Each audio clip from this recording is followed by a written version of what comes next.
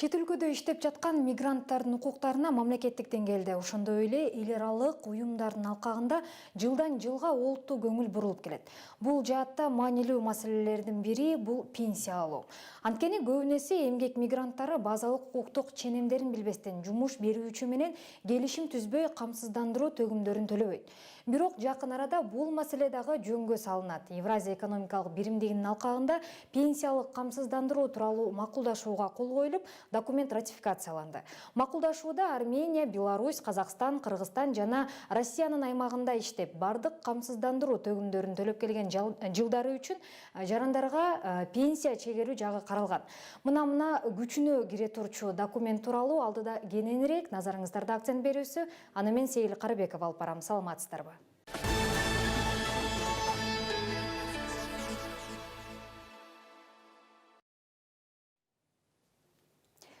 Бүгүнкү берүүбүздө биз пенсия менен камсыздоо тармагындагы эл аралык кызматташуу жана Кыргызстандын пенсиялык системасындагы реформалар тууралуу сөз кылабыз. Ал үчүн студиябызга конок чакырганбыз.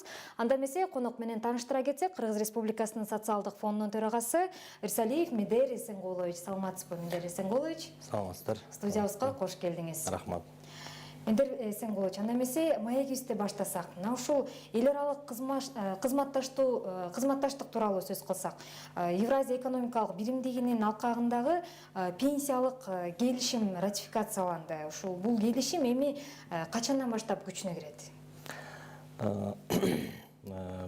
Быйылкы жылдын июнь айында ушул Евразиялык экономикалык биримдикке кирген мүчө мамлекеттердин ортосундагы пенсиялык камсыздоо жөнүндө келишимдин биздин Кыргыз Республикасында Жогорку Кеңештен ратификацияланып өттү. 24-июлда болсо президентибиз Сооронбай Шарипович кол коюп берди. Эми мунун күчүнө кириши негизинен бардык 5 мамлекеттин парламенттеринен өтүш керек. Анан бардык 5 мамлекеттин башчылары кол коюш керек. Ошондон кийин булар ошол Евразийский комиссияга киргизилет. Анан комиссиянын чечими чыккандан кийин бул толук кандуу күчүнө кирип иштей баштайт да. Бул келишимдин алкагында пенсия чегерүү тартиби кандай болот?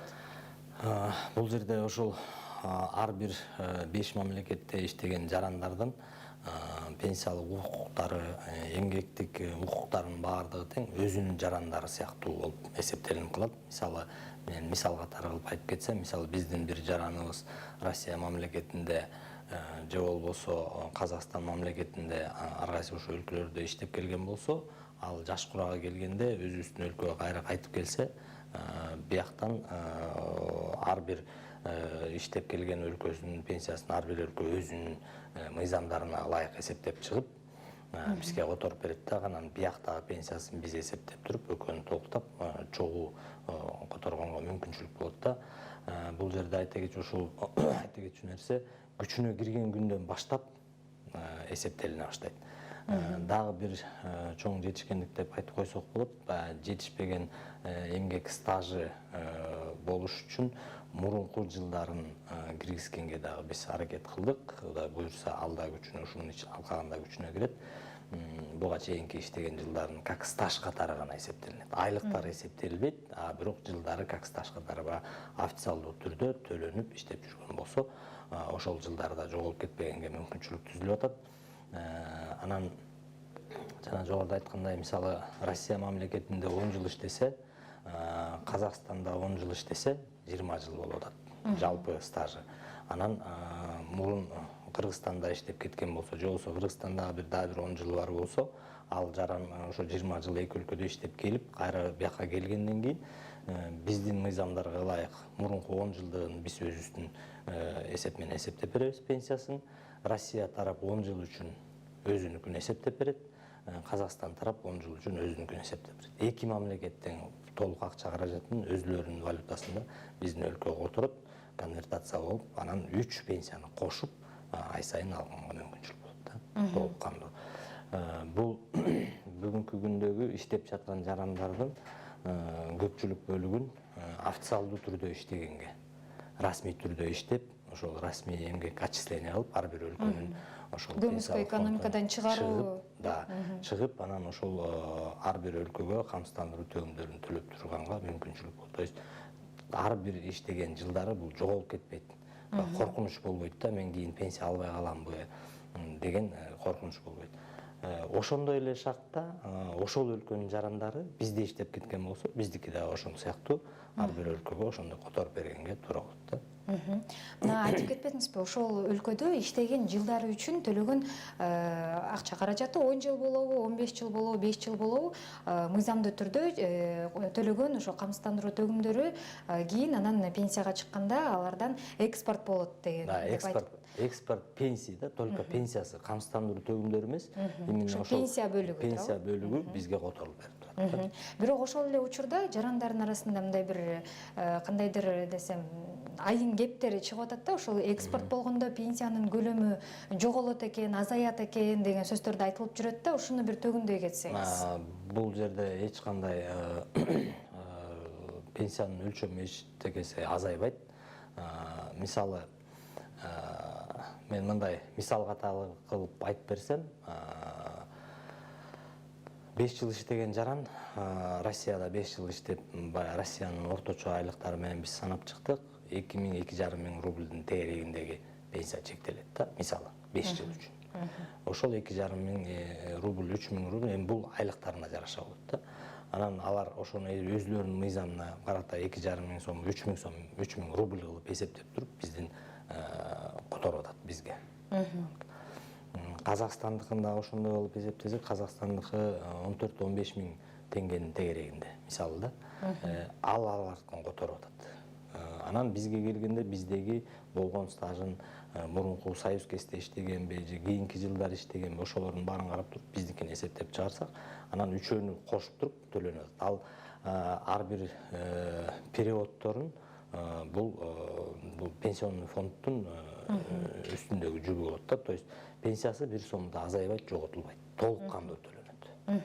Ошондо башка биримдикке мүчө болуп кирген мамлекеттердин кайсы биринде иштеп келгенде, ошондо Кыргызстандын пенсиясы анан ошол мамлекеттен которулган пенсия болуп 2 бөлүктөн туруп, же 3 бөлүктөн туруп алып калат да, э? Толук кандуу ошо үчөөнү бириктирип, анан бир төлөп берет. Келишим боюнча негизи мүчө мамлекеттер 3 айда, кварталда бир жолу которуп турат ал кишинин пенсиясын. Биз ушул бияктан жашаган. Мисалы ал ошол биздин эле жаран ошол башка өлкөдө жашаса, значит биз ошол өлкөгө которуп берип турабыз. Ошол эле пенсиясын. То есть бул эч кандай эмгек стажы дагы, пенсиясы дагы эчтекеси жоготулбайт, эчтекеси коротулбайт, толук кандуу алганга мүмкүнчүлүк түзүлүп атат да. Рахмат. Бул келишимдин дагы кандай негизги артыкчылыктары бар? Эми эң негизги эле артыкчылыктары ушул Евразиялык экономикалык биримдикке кирген мүчө мамлекеттердин ортосундагы адамдардын бул социалдык жактан толук кандуу коргонуусу. Бул жерде ошол эле мисалы бул жаңы эле биздин эмгектик укугу корголуп атат биринчиденчи. Кийинки келечектеги пенсиялык укугу корголуп атат. Социалдык жактан коргонуу укугу корголуп атат. Бул ооруп калса больничный алганы. Бул толук кандуу ошол өлкөнүн жаранынын мүмкүнчүлүктөрүн пайдаланып атат.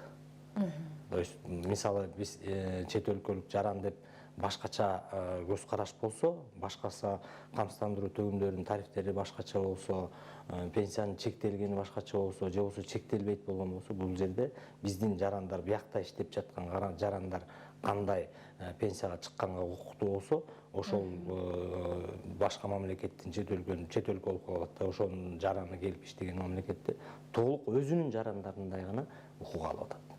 Бул эң, мен ойлойм, бул көп жылдан берки эмгектин жыйынтыгы. Бул көп ошол мүчө болгон мамлекеттердин башчыларынын канча отурумдары болду, канча жолугушуулар болду, канча сүйлөшүүлөр жүрдү, ошонун баары Кудай буюрса мына ошо жыйынтыгы эми чыгып күчүнө кирип атат. Биздин мамлекеттин жогорку кеңештен өтүп, ратификациядан өтүп, толук кандуу уже биз жөнөттүк Еврокомиссияга, биримдиктин комиссиясына. Эми азыркы маалымат боюнча Белоруссияда жөнөттү. Азыр Россия менен Казакстан ушу эки өлкө калды. Эки өлкө толук кандуу өткөндөн кийин анан комиссиянын чечими чыгат. Ошондо бул документ күчүнө кирген күндөн тарта пенсия эсептеле баштайбы же буга чейин деле иштеген жылдары эске алынабы? Келишимден алкан. Мен жана жогоруда айтпадымбы, документ негизи күчүнө кирген күндөн баштап эсептелет. Ал күчүнө кириш үчүн 5 мамлекет бүт баары толук бир өткөрүп бүтүш керек. Ошондон кийин ошол Евро биримдиктин комиссиясы бар. Ошол комиссия карап, анан баарына жөнөтөт, баардык 5 мамлекетке. Ошондон кийин толук кандуу күчүнө кирет. Ошол күндөн баштап камсыздандыруу төгүмдөрү эсепке алына баштайт. Бирок ошого чейинки эмгек стаждары, мисалы стаж жетпей калса, 5 жылдан кийин, допустим, бирөө чыгат.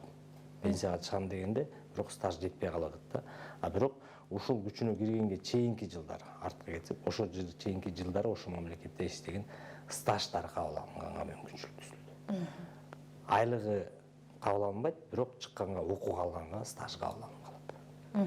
Бул келишимдин алкагында ошол пенсияга чыгуу тартиби кандай болот? Алар мисалы үчүн биздин жаран, Кыргыз Республикасынын жараны Россиянын аймагында болуп, мисалы үчүн Кыргыз Республикасынын мыйзамы боюнча эркектер үчүн 63 жаш, аялдар үчүн 58 жаш эмеспи? Пенсияга чыгуу жашы келгенде. Мисалы үчүн Россия Федерациясынын аймагында болсо, ал деген жаш өзгөчөлүгү башка да, ошол жагы кандай каралган? Биздин жарандыгы Кыргызстан жарандыгы болсо, бар болсо, ал бияктан 63 жаш менен чыгат. Кайра бияктан чыгып алып, Россияга барып жашай берсе, биз Россияга отура беребиз пенсиясын. Бул айырмасы жок. Бирок жаран биздики болот. Бул биздин мыйзамдарга ылайыктуу чыгат. Если биздин жаран Россиянын гражданствосын алып алган болсо, жана айтылгандай, ал ошол жактан чыгат дагы 65 жашта өзүнүн мыйзамы аркылуу чыгат. Бирок биз биякта иштеп кеткен жылдарын биз ага отуруп берип турабыз. Бул ар бир өлкөнүн өзүнүн мыйзамдарына ылайык чыгат. Жарандар үчүн эч кандай жоготуу болбойт. Жарандар үчүн эч кандай жоготуу болбойт. Рахмат. Эл аралык кызматташтык жаатында ушул Түркия мамлекети менен дагы кол коюлган келишим бар эле. Ошол келишим жөнүндө айтып берсеңиз, пенсиялык камсыздоо жаатында. Турция мамлекети боюнча дагы бул 2017 жылы кол коюлуп келинген келишим болчу. Бирок бул келишимди биз 2018 жылы эле Жогорку Кеңештен ратификациядан өткөрүп, анан президенттин колу менен кеткен. Бирок Турция тараптан мындай кичине көбүрөөк кармалып калды. Аларда шайлоо болду, саясий эмеге байланыштуу болуп калды окшойт.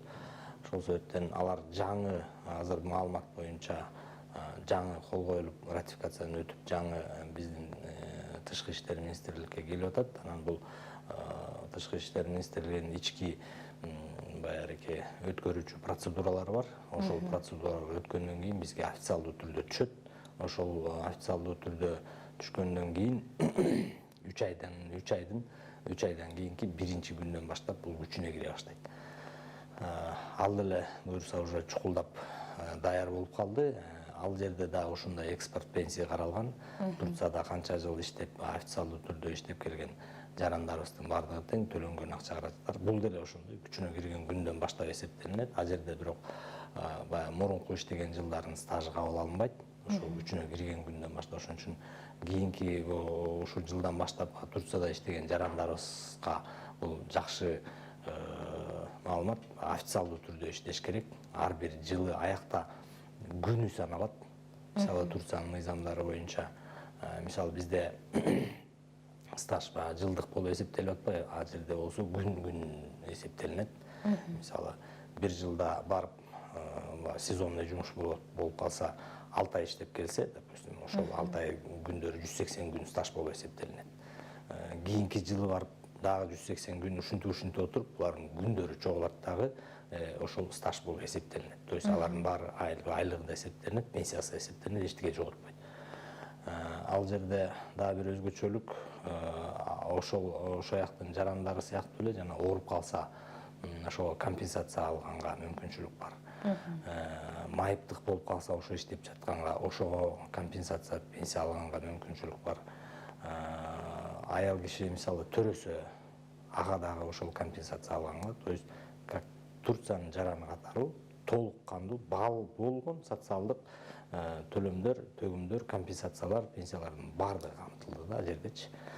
Ошол себептен ошо биздин жарандар ошо башка чет өлкөгө өзгөчө ушул 5 мүчө мамлекетке, ЭАЭПке мүчө мамлекетке, анан Турцияга, анан бизде Корея менен келишим бар. Ошолорго барганда расмий түрдө иштешсе, официалдуу түрдө толук ошол кийинки келечектерин өзлөрүнө камсыз кылганга мүмкүнчүлүк алат да. Кореянын кичине өзгөчөлүгү башкачараак. Ал жерде топтомо гана фонду бар. Аякта топтомо фондунун акчасы толук кандуу которулуп берилет. Мисалы бүгүнкү күндө 17-18 жараныбыз ошол иштеп келген жылдар үчүн алып атышат. Ал жерде иштеп келген жылдар канча топтомо акчасы бар болсо, бияка келгенде алар толук кандуу которуп берип атышат. Корея мамлекетинде. Турцияныкы мен жана жогору айткандай, бул дагы буюрса бул да жаңы жылдан баштап күчүнө кирип калат деп отурабыз. Буюрса бул да күчүнө кирет. Бул келишимдин алкагында дагы пенсияларды экспорттоо ошол келишим күчүнө кирген күндөн баштап башталат да турабы? Буга чейин иштеп кеткен стаждары эске алынабы? Стаждары эске алынбайт. Эске алынбайт. Каршы эске алынбайт. Бирок ошол күндөн баштап күчүнө кирген күндөн баштап бул келечектеги эң өлкө үчүн, бул өзүбүздүн жарандарыбыз үчүн эң чоң баягы иштердин бири деп ойлойм. Азыркы күндө ошол Венгрия менен, Италия менен кайсы өлкөдө биздин жарандарыбыз, көбүрөөк жарандарыбыз бар өлкөлөрдүн баардыгы менен ошол кат алмашуу тышкы иштер министрликтери аркылуу ошолор менен азыр сүйлөшүүлөр жүргүзүлүп атат. Алар дагы буюрса жыйынтыгын берет деп ойлойм да. КМШ мамлекеттеринин арасында да кайсы өлкөлөр менен жакшы жигердүү кызматташтык жүзөгө ашырылып жатат учурда? Бул жерде мен айта кетишим керек, Өзбекстан, өзүңүздөр билесиздер, буга чейин биз үчүн жаңы эле биз үчүн эмес, баардык эле өлкөлөр үчүн бул жабык мамлекет сыяктуу болуп келген. Көп нерсени ала алчу эмеспиз. Биз 2018-жылы Өзбекстандын пенсиялык фондунун төрагасы менен 2018-жылы Бишкекте ошол эл аралык конференцияда биз кол коюшканбыз. Ошондон бери Өзбекстандан келген маалымат өз убагында келип атат, так келип атат. Андан тышкары азыр Грузия мамлекети менен, анан Азербайжан мамлекети менен дагы ошол келишимдер кол коюу астында турат. Тилекке каршы илдетке байланыштуу кичине узарып кетти. Бул мамлекеттер дагы ошондой келишимдерге буюрса астында турат да. Рахмат. Урматтуу теле көрүүчүлөр, назарыңыздарда акцент берүүсү бүгүнкү чыгарылышта биз пенсия менен камсыздоо тармагындагы эл аралык кызматташуу, өлкөдөгү пенсия менен камсыздоо маселелери жана учурда пенсияны чектөө жана төлөө шарттары тууралуу сөз кылып жатабыз. Ал эми студиябызда конокто Кыргыз Республикасынын социалдык фондунун төрагасы Эрсалиев Медер Эсенгулович. Медер Эсенгулович, мына ушул пандемия деп айтып калдыңыз. Ушул пандемия учурунда соцфонддун ишине тийгизген таасири кандай болду? Ушу чектөөлөр кирген учурда пенсиялык төлөмдөр өз убагында эле жүргүзүлүп жатабы учурда? Бул учурда өзүңүздөр билесиздер, биринчи башталганда баягы катуу чектөөлөр киргизилгенде ошол пенсионерлерди дагы үйүнөн чыгарбоо максатында биз почта кызматы аркылуу үймө үй жеткиргенге жетиштик. Пенсияны бул үзгүлтүккө эч кандай учураган жок. Единственное ошол маалда бир 2 күндүк, 1 күндүк себеп почта кызматы мындай жетишпеген учурлар болуп кетти. А так пенсияны толук өз убагында каржыланып атты. Банктан алган пенсионерлердикин баардыгын тең ошол убактарда ошол именно банктан алган пенсионерлердикин дагы үймө үй жеткирүүгө туура келип калды да. Ошол 1-2 айдыкын ошондой кылып жеткирдик. Пенсиянын каржыланышы 6 айдын жыйынтыгы боюнча 7 айдын жыйынтыгы боюнча 27,5 миллиард сом каржыланды. Ошонун 59% бул банктар аркылуу, 41% бул почта кызматы аркылуу каржыланып атат. Бүгүнкү күндө эч кандай пенсиянын кармалуусу же болбосо кечиктирилиши боюнча сөз жок. Толук кандуу өз убагында каржыланып атат. Пандемия учурунда бизге тийгизген таасири бул жаңысы эле биздин бюджетке эмес, бул мамлекеттик бюджетке дагы өзүңүздөр көрүп атасыздар, чоң терс таасирин тийгизип атат. Бул жерде жана камсыздандыруу төгүмдөрүнүн бизде чогулбай калышы кичине коркунуч туудуруп атат. Себеп дегенде бүгүнкү күндө салык кызматынын чогулткан маалыматы боюнча жалпы жылдык пландан бүгүнкү күндө 2,5 миллиард 200 миллионго отставание менен, то есть жетишпей артта калып ушундай менен келатат. Эми азыр абал оңолуп келатат. Кудай буюрса салык кызматы толук кандуу өндүрөт деген ойдобуз.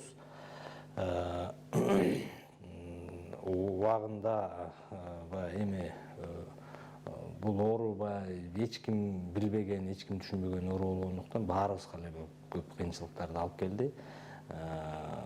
Бирок пенсиянын төлөнүшү, эсептелиниши, чектелиши эч кандай үзгүлтүккө учураган жок. Рахмат. Ушул пандемия учурунда санарип технологиялар аралыктан иштөөгө жакшы жардамын бергенин бир топ эле мекемелердин, уюмдардын жетекчилери айтып жатат. Бул жаатта социалдык фонддо кандай иштер аткарылды? Эми буга чейин деле биз ошол санарип санариптештирүү боюнча жакшы албуктуу иштер жүрүп келген. Бул ошол как раз ушул маалда ошонун жыйынтыктары билинди да. Үзүрүн көрдүк деген сыяктуу болду да. Бул жерде баягы өздүк кабинетибиз жакшы иштеп берди, колл-центрибиз жакшы иштеп берди. Ошол өз убагында уюштурулган. Андан тышкары биз жана банктар менен маалымат алуу боюнча, то есть жаран кредитке кайрылган убактарда ошол бизден справкаларды алчу. Ошолордун баардыгын тең электрондой түргө өткөрүп, түндүк аркылуу ошолордун баарына жетиштик. Бул жерде да ошо аралыктан бул жака соцфондко келбестен ошол ар бир жаран банкка прямой кайрылып, ошол алганга мүмкүнчүлүк болду.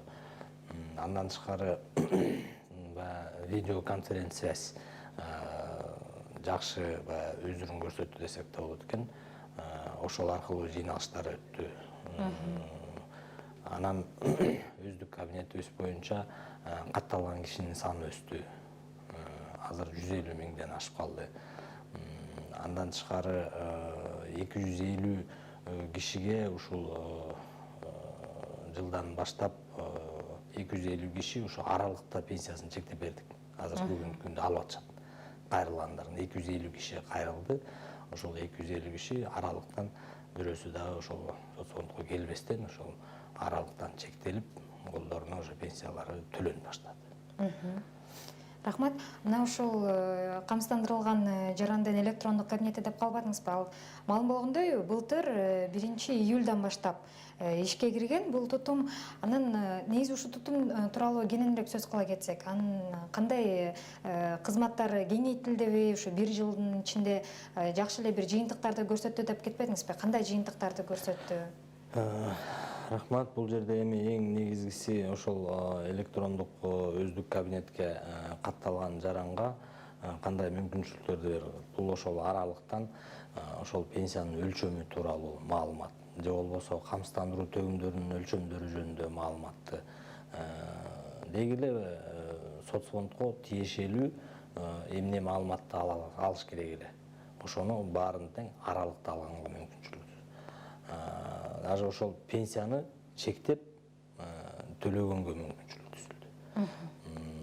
Бул бир гана нерсеси, азыр биз аны да иштеп чыктык, бул дагы ачык келип атат. Ошол телефон аркылуу регистрация кылганга. Просто бул жерде кичине жоопкерчиликтин гана суроосу туулуп атат. Ким ошого жоопкерчиликтүү болуш керек да? Мисалы телефонный компаниябы же бизби деген сыяктуу ушулар ушундай нерселер бар. Эң бир себептеринин бири бул жерде маалыматтар биздеги сакталган маалымат ар бир жарандын конфиденциальный маалымат болуп эсептелинет да. Ошол себептен гана биз ошону сакташыбыз керек. Ал үчүнчү кишиге чыгып кетпегендей болуш керек да. Ошол себептен гана кичине биз өзүбүз сактануу иретинде гана ушундай процесстер жүрүп атат. Жалпысынан алганда кайрылган жаран ошол замат бир 2-3 мүнөттүн ичинде толук кандуу өзүнүн керектүү маалыматын ошонун алып, ал ошол банкка алып барса дагы, кагаз түрүндө алып барса дагы, электрондуу түрдө алып барса дагы, ал толук кандуу ошого жарап атат да. Бул дагы болсо мен ойлойм ушул чоң жетишкендиктердин бири деп. Эми, конечно, бүгүнкү күндө саны кичине азыраак, катталуучулардын саны, жалпы пенсияга чыккан кишилердин саны азыраак болуп атат, но бирок кийинки поколение улам түшүнгөн, электроникага, интернетти түшүнгөн поколениялар уже чыга баштады да.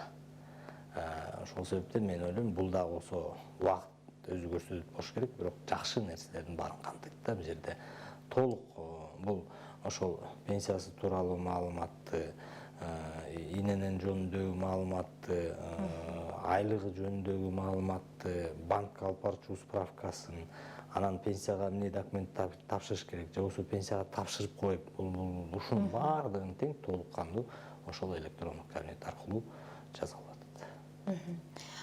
Демек, ошол электрондук кабинетти өзүнө ачуу үчүн ар бир жаран кеминде бир жолу соцфонддун бир бөлүмүнө барып арыз жазыш керекпи, же жанында дагы башка документтер да болуш керек? Жок, бул ошол бир жолу арыз түрүндө кайрылыш керек соцфондко. Биз ошону жанагы коопсуздукту сактоо боюнча гана ушундай болуп атат. Өзү келип, бир жолу кайрылып, бир эле жолу кайрылат. Андан кийин ошол электрондук пароль алгандан кийин анан электрондук кабинетке өзү регистрация болот. Азыр эми ошол жанагы мобилдик телефон аркылуу иштегенге мүмкүнчүлүк деп ошол жаатта иштеп атабыз, бирок толук кандуу бүтө элек. Кудай буйрса, анда бүтүрсөк уже мобильный приложение аркылуу регистрация болгонго мүмкүнчүлүк алат. Рахмат.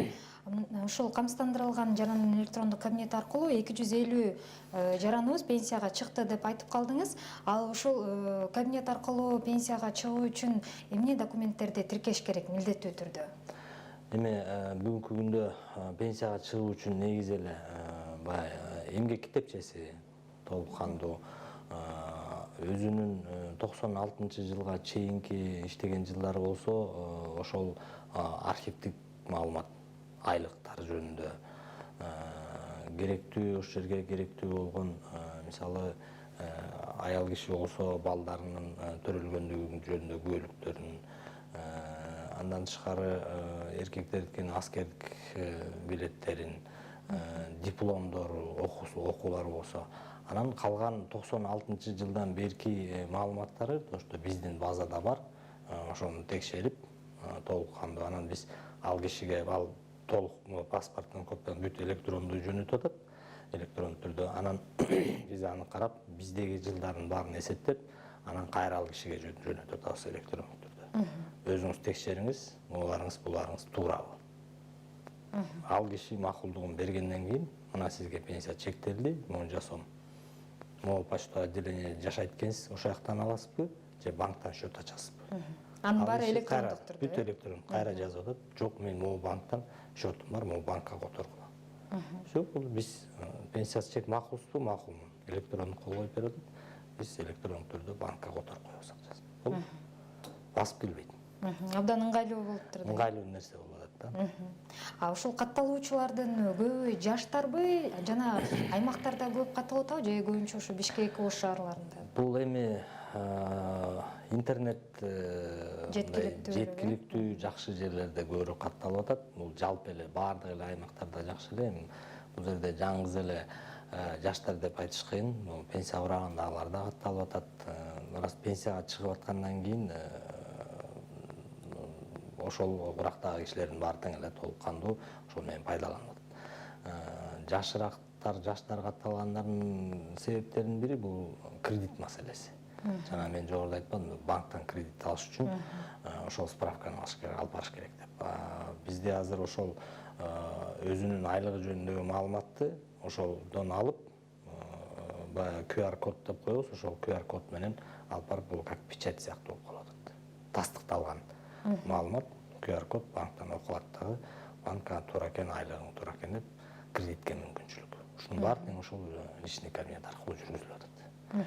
Анан бул жерде да бир айта кетчү нерсе, бул түндүк менен байланыштырган.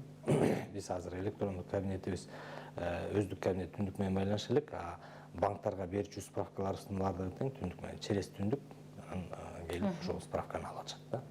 Бир базанын негизинде Бир базанын негизинде кирип шарттар түзүлгөн экен да. Жакшы. Мына ошол жаштар тууралуу айтып кеттиңиз. Буга чейинки эфирибизге келип маек курганда, жаштардын арасында ошо пенсиялык сабаттуулук маселеси бир аз таңкыстыгы байкалат деп айтып кеттиңиз эле. Учурда бул кандай жөнгө салынып атабы бул жагы? Эми бул деле бүгүнкү күндө деле мен ачык айтышым керек, эң көйгөйлүү маселелердин бири. Себеп дегенде ошо жаштардын пенсиялык сабаттуулугу ылдыйраак төмөнүрөөк болот. Себеп дегенде жаш кезде баары тең айтат экен, ой пенсияга чыкканга чейин биз качан алмак элек ал пенсияны. Качан төлөйт, канча ал жаш келбечүдөй эле сезилет. Ошондой болот экен. Биз баягы жумуш аркылуу көп ошондой пенсия жашта курактагы кишилер менен көп аралашабыз, сүйлөшөбүз. Алар айтып атат, бат эле келип калат экен. Анан биз массалык маалымат каражаттары аркылуу көп роликтерибиз, буклеттерин чыгарып атабыз, төлөгөнгө мүмкүнчүлүк болуш керек, төлөш керек депчи.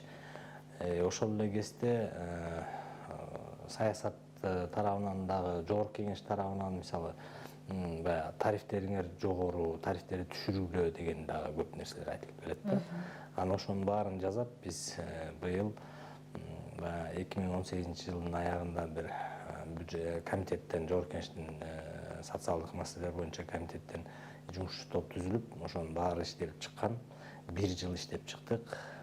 Быйыл азыр ошол министрликтер, ведомстволорго макулдашууга жөнөтүлүп, толук кандуу топтолду. Эми азыр жаңы шайлоо бүткөндөн кийин жаңы парламентке ошол жаңы реформаны алып барабыз деген ойдобуз.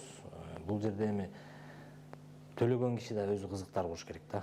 Өзү кызыгып ошого төлөгөнгө. Эмне үчүн чет өлкөдө эң биринчи ошол камсыздандыруу төгүмдөрүн төлөгөнгө, налогду кое туруп камсыздандыруу төгүмдөрүн төлөйбүз дешет. Себеп аларга ошондой кийин пенсияга чыкканда ошондой камсыздандыруу төгүмдөрү пайдасын берет. Бизде дагы ошол реформа, ошондой реформа келиш керек. Пайдасын бере турган. Анан эми буюрса ошол реформаны алып келебиз деп атабыз да. Бизде учурда ошол тилектештик топтомо системасы иштейт эмеспи, пенсиялык системабыздачы? Негизи ушу эл аралык тажрыйбаны алганда кандай бир жакшы элементтерин алып келсек болот? Же биздин пенсиялык системанын өзгөчөлүгү эмнеде ушу эл аралык аренада? Эми биздики башка мамлекеттерге салыштырмалуу бизде азыр топтомо фондубуз бар, мамлекеттик топтомо фонду. Бул ошол келечекте киши пенсияга чыкканда пенсиядан тышкаркы өзүнчө бир өзүнүн каражаты. То есть бул запас сыяктуу болуп калат. Керек болсо толук алганга мүмкүнчүлүгү болот, керек болбосо бир жака каржылаганга, же болбосо сандыкта жаткан акча деп койсок болуп калат да. Көбөйтүлүп келет. Анан өзгөчөлүгү эми бул система негизи биздеги система КМШ өлкөлөрүндөгү жакшы системалардын бири. Вопрос пенсиянын өлчөмүнүн астыгы. Соответственно, бюджетке жараша болот. Бюджет чоңураак болсо, ошончолук чоңураак өлчөмдө болот. Бирок өзү системанын өзү негизгиси эң жакшы системалардын бири. Буга көбү мисалы Өзбекстандык коллегалар келип жакында эле ошол пандемияга чейин январь-февраль айында келип кетишти эле. Реформа кылабыз, өзлөрүндө реформа кылып атабыз деп. Бизде опыт алмашканга деп, тажрыйба алмаштырабыз деп келишиптир. Келип бүт баардык системаны көрүп, ошолор айтып кетип атышат да. Баардык өлкөнү, КМШдагы баардык өлкөнү кыдырдык, бирок силердикиндей система жок, эч кимде деп. Бул эми чет өлкөлүк ошол биздин коллегаларыбыздын айткан бул жерде Азербайжанда биздикиндей система. Бирок алар биздикиндей системага 2008-жылы аран киришкен. Биз 96-жылы кирип атабыз. Грузияда ушу сыяктуу система. Эми тарифтери аз. Бирок ал көмүскө экономикадан чыгарып алышкан да. Биздики көбүнчөсү көмүскө экономика болот да. Эми ошол жанагы реформаны алып келсек, ал жерде ошол көмүскөдөн да чыгарган жагын да каралып атат, баардык жагы каралып атат. Эми бул жерде айтып кетиш керек, бул жаңгыз эле соц фонддун колунан келчү нерсе эмес. Буну бүт мамлекеттик масштабта колдонсо, бул кийин бул жакшы эффект берчү нерсе да. Биздин соц фонддун эффективдүүлүгү биздики бул сразу көрүнбөйт. Биз канча реформа кылган менен ал ошол эртеси күнү эле эффект бербейт. Мисалы салыкта же болбосо бажыда ошол сыяктуу реформа кылса, ал эртеси күнү эле казына толот же толбой калат. Мисалы сразу эффект көрүнөт да. А биздики бул убакыт өткөндөн кийин кетет, эффект чыга баштайт. Себеп дегенде ар бир жаран өзүнүн убагына жараша пенсияга чыга баштаганда, ошол акчалары топтоло баштаганда ошондо анан көрүнөт да. Ушул сыяктуу нерсе. Мисалы топтомо компонентин деле 2010-жылы киргизгенде эч ким ишенген эмес. Бүгүнкү күн Кудайга шүгүр, ал жерде чоң акча каражаттары топтолуп калды да. Мына ошо топтомо компонент деп айтып калдыңыз. 2010-жылдан бери республиканын пенсиялык системасына 2% өлчөмүндө киргизилди эле. Анын ошол кененирээк айтып берсеңиз бул элемент тууралуу. Эми могу артыкчылыгы эмнеде негизи? Жогоруда айтпадымбы, 2010-жылы ошол бизде топтомо компоненти 2% айлыктан кирген. Бул эми киргизгенде только уюштурулган секторго эле кирип калган. Айыл чарба, дыйкан чарбаларга же болбосо жеке ишкерлерге тиешеси жок. Анан жаш курагы боюнча да ограничение кирип калган. 64-жылкы эркектерге чейинки эркектерге, анан 69-жылга чейинки аялдарга бошотулат деп. Анан пенсионерлер бошотулат. 2010-11 жылдары ошол баардыгы тең төлөндү, анан 12-жылы жанагындай ограничение киргенден кийин алар бошотулуп калды да. Бүгүнкү күндө топтомо фонддун акчасы 20 миллиардтан ашык. То есть азыркы күнгө алсак 23 миллиард болду почти. Ошол 2010-жылдан берки ушу бүгүнкү күнгө чейин эсептесек, 10 жылдык аралыкта биз 1 сомго 78 тиен коштук. То есть ошол 23 миллиардтын 14 миллиарды бул камсыздандыруу төгүмдөрүнүн өзү, ал эми 9 миллиард бул үстүнөн келген пайыздык үстүктөр. То есть кийин мен пенсияга чыкканда, же болбосо сиз пенсияга чыксаңыз, сиздин пенсияңыз өзүнчө пенсияңыз чектелет иштеген жылдарыңыз үчүн. Андан тышкары топтомо компонентинде канча акчаңыз бар болсо, сиз ошону пайдаланганга мүмкүнчүлүк аласыз. Бул жанагы чет өлкөдө, мисалы Японияда, чет өлкөдө туристтердин көбү пенсиялык курактагы туристтер да каяктан акчаны алышат? Бүт баары тең ушу топтомо компоненттин акчасын чогултуп алып, анан өмүр бою иштешти, пенсияга чыккандан кийин топтомо компоненттин акчасын алды да дүйнө жүзүн кыдырып кетип атат. Бул ушул сыяктуу да. Ошого бүгүнкү күндө ушул топтолгон акча каражаттары ар бир жарандын келечектеги өзүнө бул кошумча нерсе да. Анан мунун бир өзгөчөлүгү, эми турмуш ар кандай болот, кокус каза болуп калса киши, бул топтолгон акчасы мураскорлоруна калат толук кандуу. Эң биринчи өзгөчөлүгү ушул.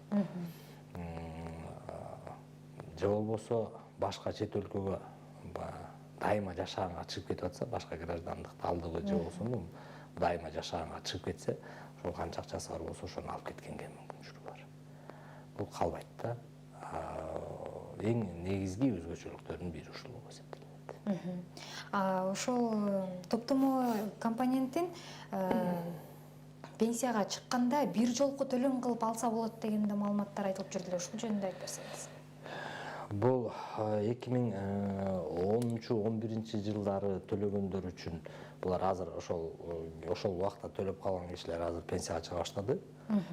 Биз аларга толук кандуу ошол 2 жыл үчүн гана 2 жылда чогулткан. 2 жылда чогулткан акчасы, анан канча үстүнө пайыздык өлчөмдөрү. Ошонун баарын инвест доход менен, инвестициялык кирешеси менен кошуп туруп төлөп берип атабыз.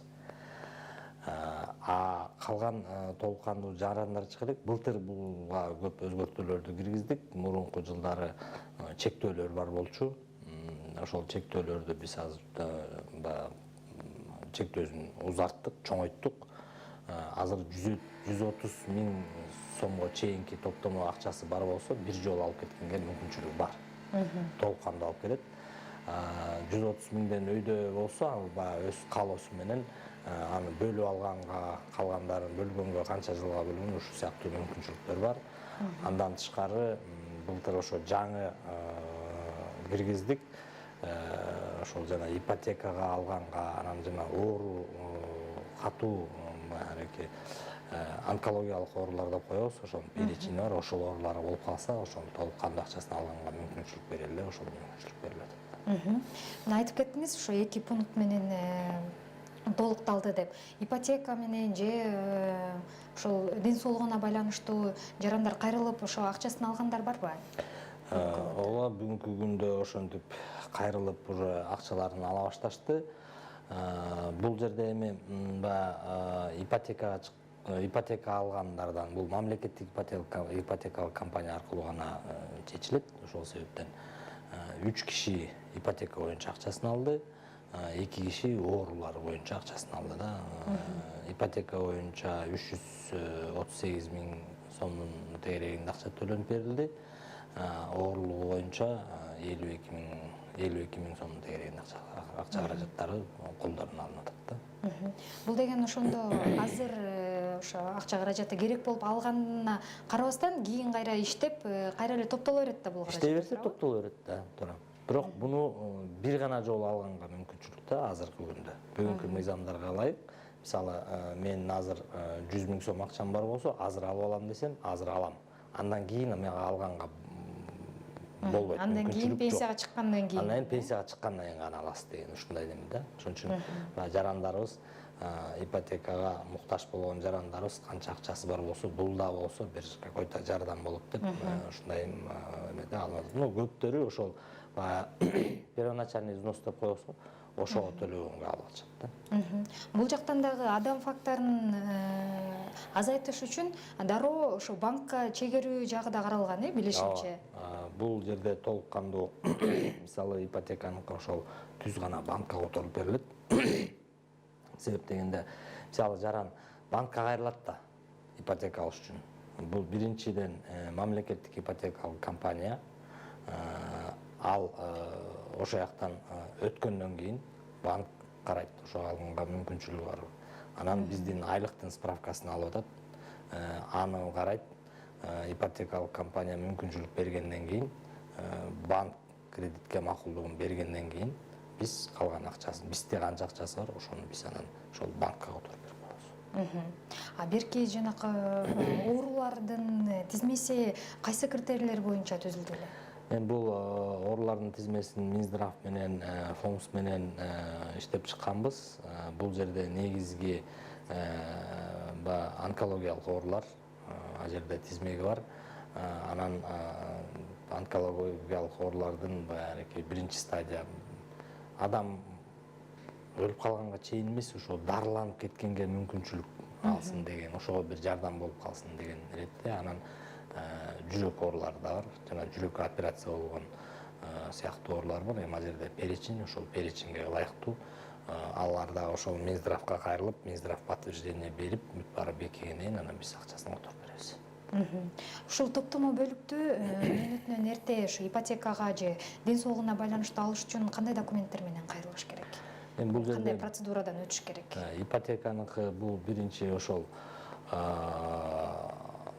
биринчи бизде канча акчасы бар экенин ошону билип алып, андан кийин аны деле ошо электрондук түрдө билип алса болот. Андан кийин бул биринчи ипотекалык компанияга кайрылып, ошол жактан үй алганга биринчи ошол жактын шарттарын баарын аткарыш керек. Андан тышкары кайсы банк аркылуу ипотека алып атат, ошол банктын требованияларын баарын аткарыш керек. Анан биздики бул эң аягындагы эле банк менен госипотечный компания өлкө тастыктагандан кийин биз акчасын которуп беребиз. Акчасы бар болсо акчасын которуп беребиз. Оорулары боюнча бул Минздравтан толук кандуу өзлөрүнүн формалары бар, справка менен ошол ооруга чалдыккан, действительно ушу менен ооруйт, ушундай болгон документтердин баарын Минздрав менен бекитип, бизге ошол справкаларын тапшырат болду. Биз ошол Минздравтын баягы тастыкталган кагаздары болгондон кийин биз аны которуп беребиз. А чегирүү мөөнөтү кандайдыр бир ай же 2 айга созулушу мүмкүн? 3 күндүк, 5 күндүк мөөнөттө эле ошол акчасын толук кандуу которуп беребиз. Биринчи ирет ошол акчасы бар болсо. Биринчи ошол акчасы бар бекен, канча акчасы бар, ошонун баарын тастыкталып, анан пайда башташ керек. Ушул ипотекага ушу топтомо бөлүгүнүн каражаттарын алууда кандайдыр бир чектөөлөр каралган, билишимче. Мисалы үчүн топтомо бөлүгүндө 50 000 сомдон кем эмес акча болуш керек деген сыяктуу. Туура айтып атасыз. Бул 50 000 сомдон кем эмес дегенибиздин бирден бир себеби 50 000 сомго чейинки акча каражаты ал кишиге эчтеке, ал ипотекага жардамын да бербейт, эчтекесин. Ошон үчүн 50 000 азыркы жана 3 кишинин топтомо компоненттеги акчалары бүт баары тең 100 000ден ашыктар. 3 киши ушун 110 000, 120 000 ушундай алган кишилер да. Ошолор алып кетишти. А оору боюнча эч кандай чектөө жок. Канча акчасы бар болсо ошонун баарын толугу менен берели атабыз да. 50 000ден жогору ошол жок дегенде баягы раз бир жолу алып аткандан кийин ошол жана первоначальный взноска хотя бы жарап калсын деген иретте, ошо 50 000ден жогору акчасы бар болсо аны алганга укуктуу. Ал 50 000 сом деген көлөм бул деген бардык региондор үчүн бирдей каралды беле же ар бир шаарлар үчүн башка же? Жок, баарына бирдей. Бардык жаранга бирдей эле. 50 000 сомдон көп акчасы бар болсо ошону алганга укуктуу. Үстү жагында ограничение жок да. Үстүнүн канча акчасы бар болсо ошонун баарын толук алганга мүмкүнчүлүк бар. Рахмат. Эми ошо программабыздын жыйынтыгында дагы бир сизге бир эркин микрофон сунгум келип турат. Биздин телегөрүүчүлөргө кайрыла кетсеңиз, калуу тилектериңиз болсо балким. Рахмат. Эми эң биринчи бүгүнкү күндөгү каалоолордун бири эле бул мынакей ушу жаман илдет бул бар дүйнө жүзүн басып атат. Ошол дүйнө жүзүнөн басып аткан ушу жаман илдеттен жалпы эл журт, жалпы элибиз, өзгөчө пенсионерлерибиз эң коркунучтуу катмар болуп атат. Бул ошого көп алдырчу катмар. Ошол пенсионерлерибиз аман эсен ушул оорудан аман эсен чыгып кетишсин деп тилейт элем. Баарыбызга ошону тилек кылат элем, ден соолукту. Анан жана жогоруда айтылгандай ушул жакшы нерселер кабыл алынып, өлкө башчыбыз колдоп, ушунун баары кабылданып аткандан кийин ушул жаш муундарга жана ареке төлөбөйм, мен пенсияга качан чыгат элем деп жүргөн жарандарыбызга ошолордун баарына кайрылып кетет элем. Өз убагында төлөп, өз убагында кайрылып, кийин убакыт бата эле келет экен. Ошон үчүн ошол пенсия жаш куракка жетип, анан ошол өзүнүн топтоп алган пенсиясын алып, дагы бир 20 жыл жашаганга мүмкүнчүлүк берсин дейт элем. Чоң рахмат. Урматтуу телегөрүүчүлөр, эске салсам, бүгүн биз пенсия менен камсыздоо тармагындагы эл аралык кызматташуу, өлкөдөгү пенсия менен камсыздоо маселелери жана учурда пенсияны чектөө жана төлөө шарттары тууралуу сөз кылдык. Ал эми студиябызда конокто Кыргыз Республикасынын социалдык фондунун төрагасы Ирсалиев Медер Эсенгулович болду. Медер Эсенгулович, сизге чоң рахмат.